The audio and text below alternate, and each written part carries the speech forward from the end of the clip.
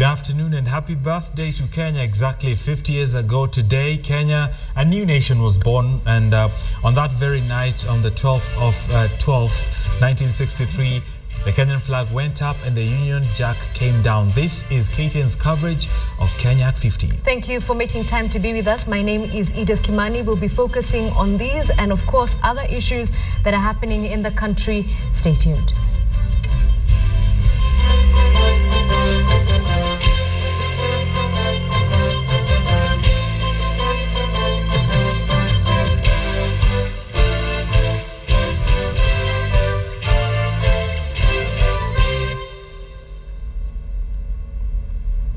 Welcome to the program. A newborn baby has just died at the Naivasha District Hospital, joining a list of many other deaths reported around the country due to the nationwide health workers' strike. The strike enters day 2 today, with thousands of patients forced to leave their hospital beds to seek private Medicare. The public healthcare providers, including doctors, nurses and clinical officers, say they will not relent until the government rescinds the plan to devolve public healthcare to the counties. It is day 2 of the nationwide strike, and the health workers are not backing down. We are demanding that unless they obtain a gazette notice reversing our emoluments and salaries back to national government.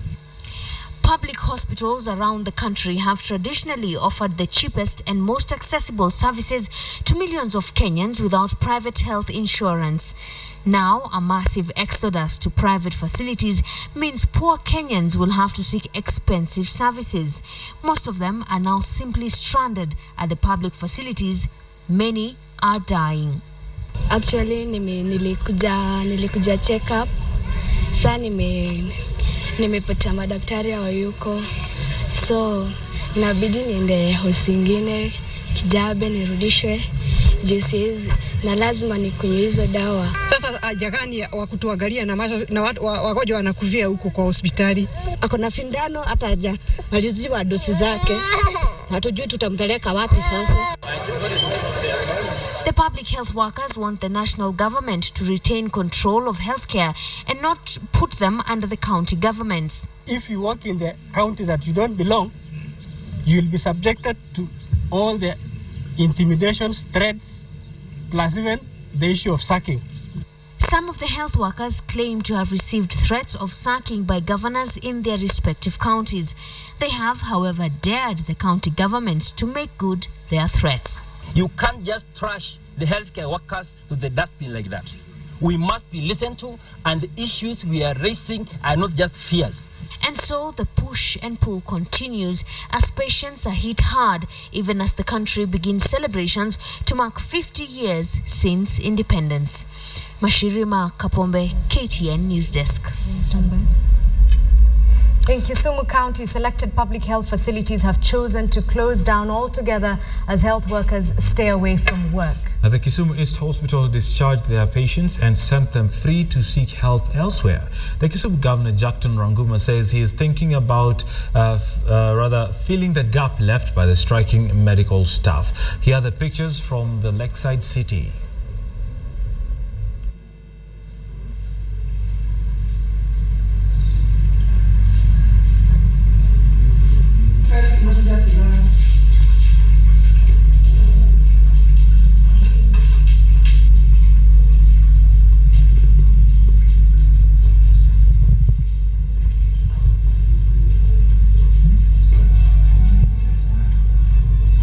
The situation is not normal.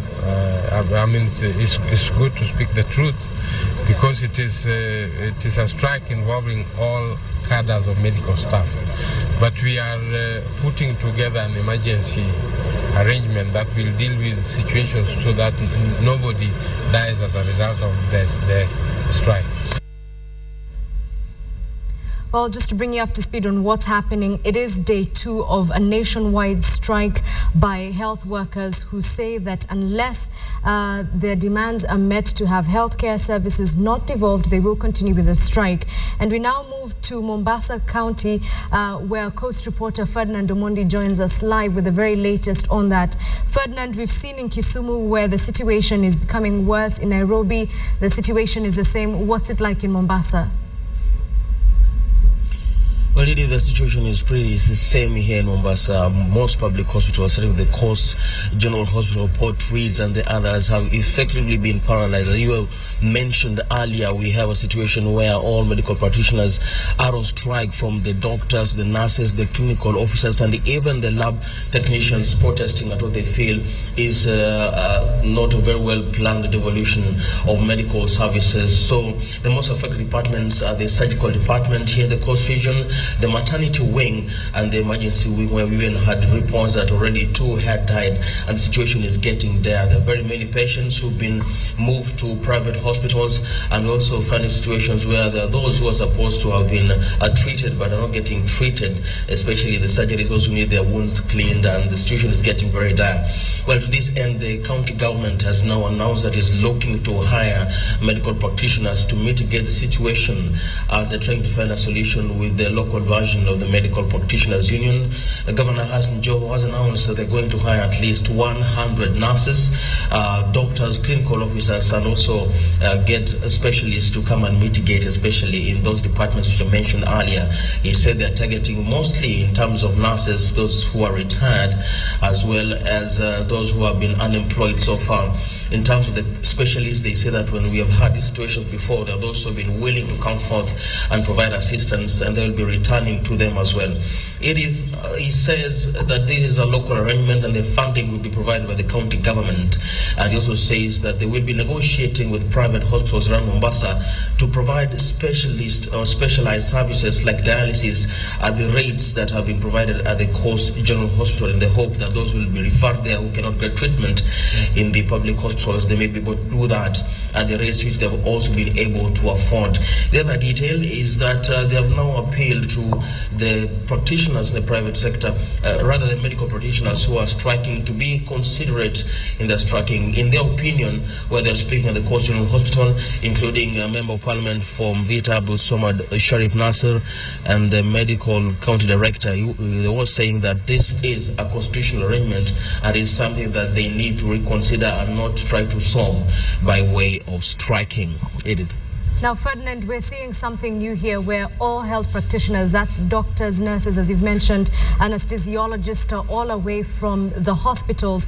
Has the governor indicated how exactly he will convince these retirees and these people who have not gotten work to come to work? Because there seems to be a solidarity that we haven't seen before. Well, that is exactly what we're waiting to see, how successful he will be in his quest. Well, he just mentioned to us that he's going to target unemployed nurses, and perhaps those who are unemployed will be only too willing to come and get something, especially they mentioned they could be paid at least 1,000 shillings per day.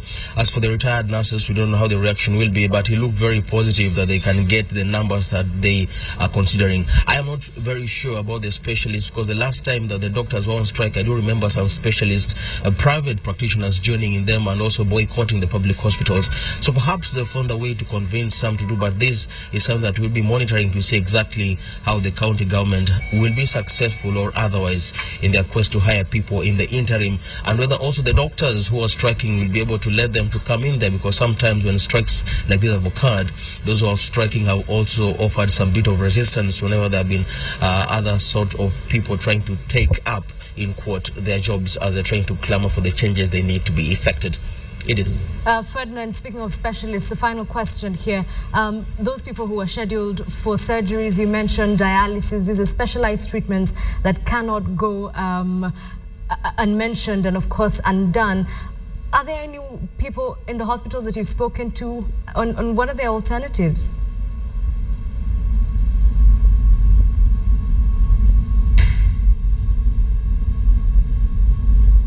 All right, it seems Ferdinand Omondi is not able to hear me, but let's move to Nyeri, where things are just as bad in that county after the Nyeri PGH medical staff left patients unattended.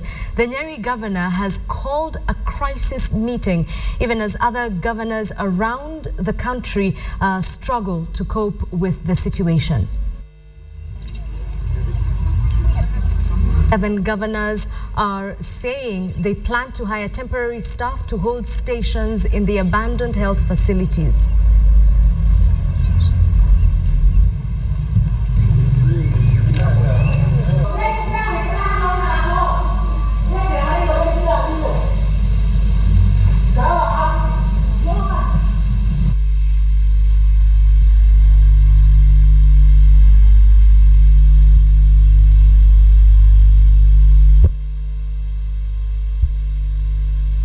The strike has compromised service delivery in our health facilities, and more so in the county referral hospital, the sub-county hospitals that are the ones that are highly compromised to an extent that in the county referral hospital and the other 4 sub-county hospitals, we do not have patients in the wards.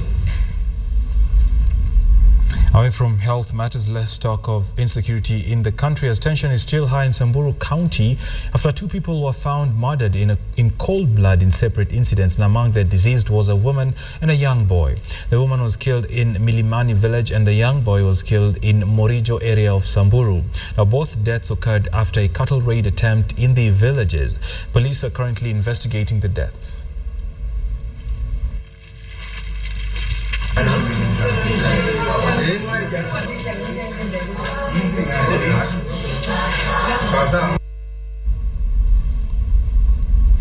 Staying with security matters, and the national government has created a military command to combat crime in a move that security analysts say is likely to diminish and threaten the work of the internal police mechanisms. Now, the 3rd military command will fight terrorism, crime and drug trafficking in the country. The Ministry of Defense says that they are not taking over the work of the police, but as KTN's Dennis Onsarigo now reports, a military wing comes with a new challenge of policing the policed. A special dispatch from the Department of Defense says the new military command, to be referred to as the Nairobi Metropolitan Command, will try and contain runaway crime, drug trafficking and terrorism. It is established to help us achieve our constitutional mandate more effectively, and also to help us align Kenya Defence Forces to the evolving security environment. In the first move ever of having the military involved in internal security affairs, the military wing will take over what has traditionally been the work of specialized units in the National Police Service. The fate of units like the Special Crime Prevention Unit, the Anti-Narcotics Units, and the Flying Squad that know no borders hang in the balance as the military takes over, policing from the police. Experts are warning that the military could be well trained, but handling police matters is a daunting task. And if the government is going along that line, then it might be silently admitting that the police force, we have even the elite force that can deal with drug trafficking, terrorism, it might have failed, or to some extent is beyond reform because we have been going on the reform. Could actually be allowing the military to use lethal force against citizens. When they suspect someone is a drug baron or someone is a terrorist, how will they land on their house or wherever? Several Kenyan Defence Forces infantries are currently out of the barracks. The highest number of military personnel involved in internal security interventions in the recent past.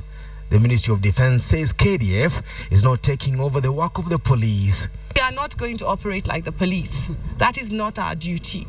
We have a completely different and distinct duty in the ambit of national security. Security experts are striking a cautious tone, asking the military to police civilians will pose a command challenge among security agencies. Whoever they are going to arrest with a drug trafficker or drug baron, where are they going to take them? Are they going to hand over them to the same police to prosecute them? Second, we have the airstrips that are all over this country. Who is manning them? When you arrest a drug baron coming in, are you going to shoot them? Are you going to arrest them? Where are you going to take them? So because the police force is supposed to do that, but the police force is being told, step aside, the military will do the work. So when the military arrest, where will they take them?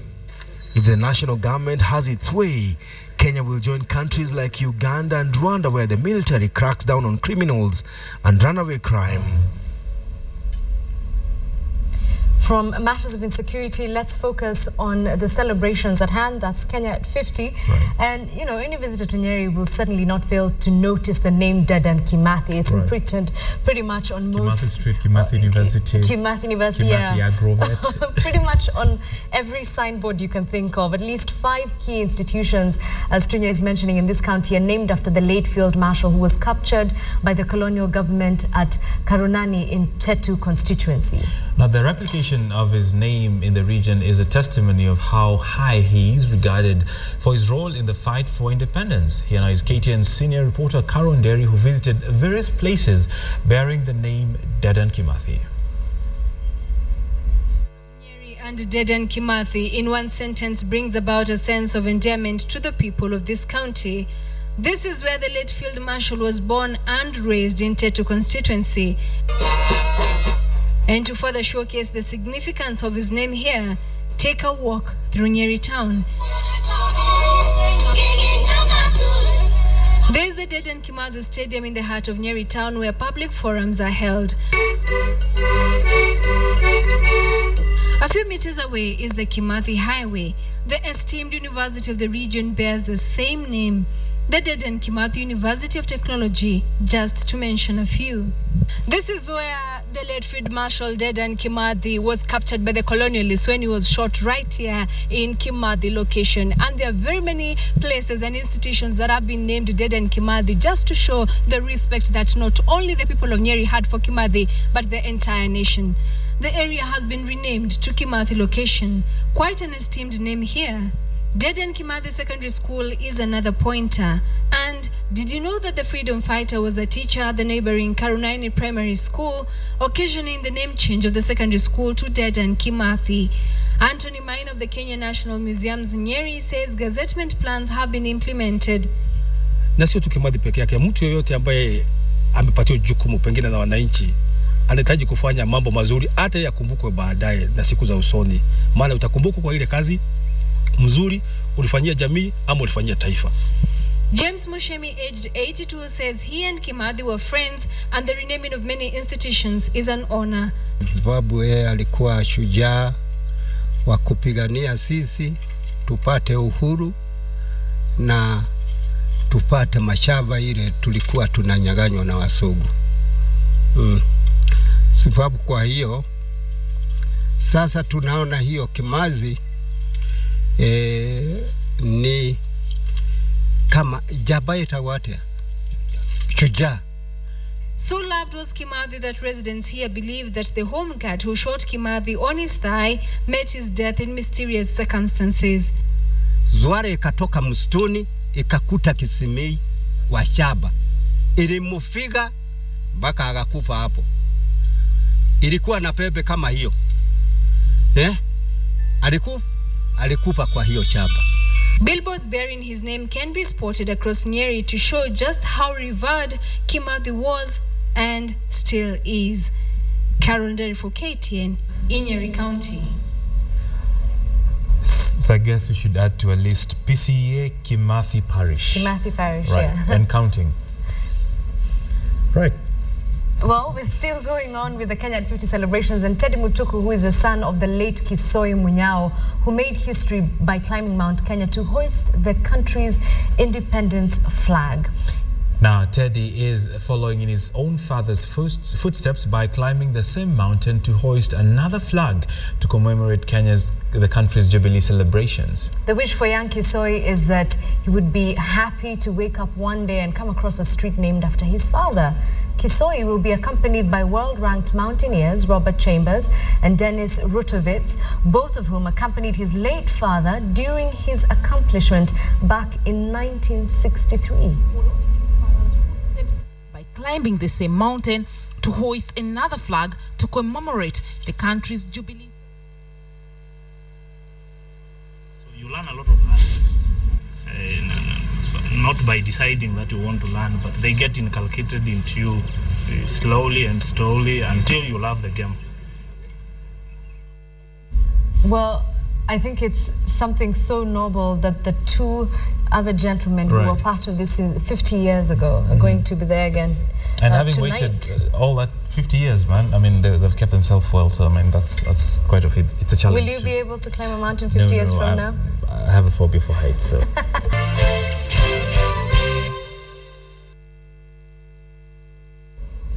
Welcome back. This is Kenya at 50. Let's talk business now. Naivasha town is set to have its largest mall following a groundbreaking ceremony of the project by Nakuru Governor Kinuthia Mbugua.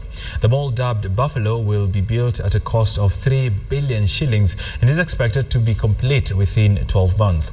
Now, the main initial plan as a director of the Buffalo Mall was to build the complex in 3 phases. However, due to demand, this has been reduced to only 2 phases. According to the Nakuru Governor, the idea of the mall was timely for the region as it would only offer shopping experience to locals but employment opportunities also. The mall will sit on an 18-acre parcel of land donated by the influential Delamere family. It will feature, among others, a supermarket, restaurant, as well as office blocks. Mortgage lender Housing Finance is one of the project managers financing the $4.58 million project.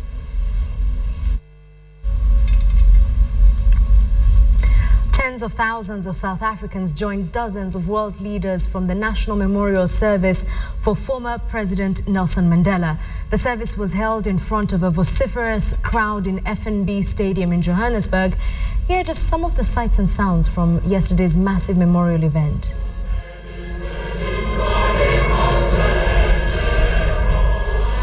Long live the spirit of Nelson Mandela, long live.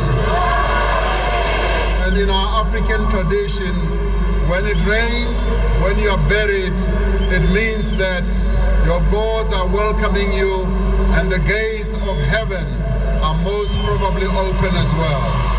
Nelson Mandela, Aunaya Sanangli, Tata Madiba, Tata Madiba, Age. You are lodged in our memories. You tower over the world like a comet, leaving streaks of light for us to follow. He was one of our greatest teachers. He taught by example.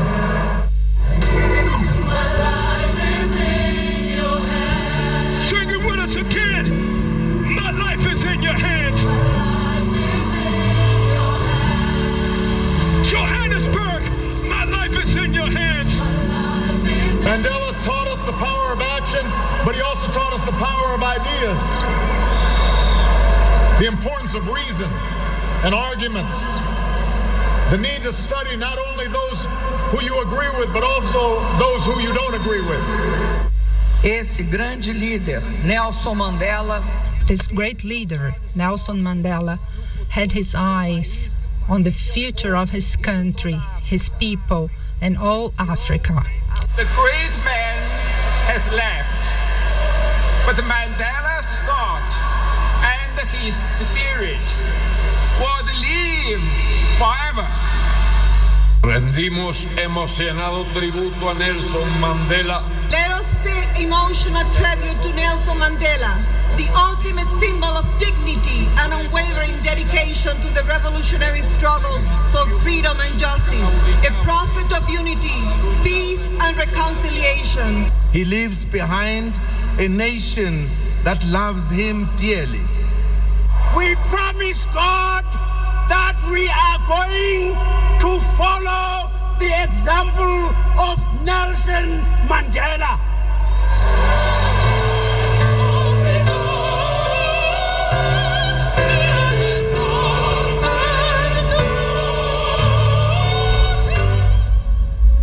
Indeed, long live the spirit of Nelson Mandela. To sports now, and Deaflympian Simon Cherono stood tall on Tuesday night as he was named the overall Safaricom Sports Personality of the Year 2013.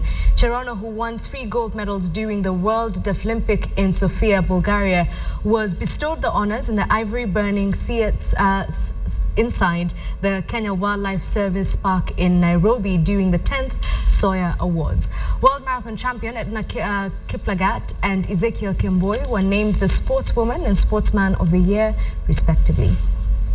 Activities all through the night of the setting painted the true color of sporting excellence since Kenya became a republic 50 years ago. The theme also embodied the celebrations the country will be getting into from the night of December 11th, the eve of the country's 50th birthday. Who won 3 gold medals at the 20th. And one man who stole the show amid ululations and wild cheers was Simon Cherono. It all started at the 22nd Deaflympics in Bulgaria in August, where he won 3 gold medals in 1500, 5,000 and 10,000 meters, and for 3 months, during which the panel of journalists sat and shortlisted athletes for the 2013 awards, Cherono beat them all.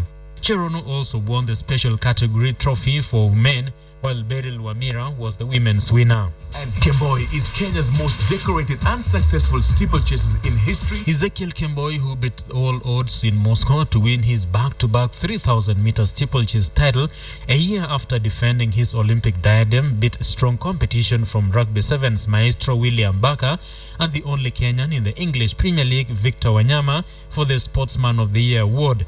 Kimani, who had in 2012 announced he will be switching to marathon, said on Tuesday that he feels he is still needed on the water and jump race. Nimeongea na coach wangu Moses Kiptanui kama naweza switch niende marathon, lakini coach ameniambia bado nikae kiwanja kidogo na bado nafuata vile coach amesema. Marathoner Edna Kiblagat won the women's equivalent. Kiblagat is the world marathon champion. Milka Chemos was second in that category, while Eunice Sum, who won the 800 meters gold medal in Moscow, was third. There are a lot of athletes who have done very well this year, and I thank God for winning this award. On a night when track and field events scooped most of the awards, the success of the national volleyball team was also recognized. The national volleyball team coach David Lungaho won the Coach of the Year award, while his team, the Kenya Prisons, won the Women's Sports Team of the Year award, beating the national volleyball team to second place. The national Sevens rugby team won the Men's Team of the Year award, beating Gor Mahia and KCB rugby team. Kwanthanze volleyball team from Machakos scooped the school's Team of the Year award, while Upper Hill won the men's category.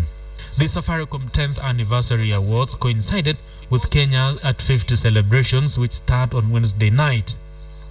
Joshua Kimboy, KTN Newsdesk. Well, that's where we wind up this edition of this special edition of KTN Newsdesk. Right. And seeing the sportsmen and women there reminds me of, actually there he is, David Rudisha. And of course I saw Paul Tergat, which made me think of that. He's such a legend, isn't he? Right. And today the party is starting, and so I'm just going to be looking out to mingle with these great people. I hope they'll be at the Uhuru Garden. So for me, it's just that celeb moment of meeting with my heroes. All right, make a date with us. 7 p.m. is when we begin this coverage, and we are on until that flag is hoisted at midnight and even after that. Good afternoon. See you later. My name is Edith Kimani. See you at the party.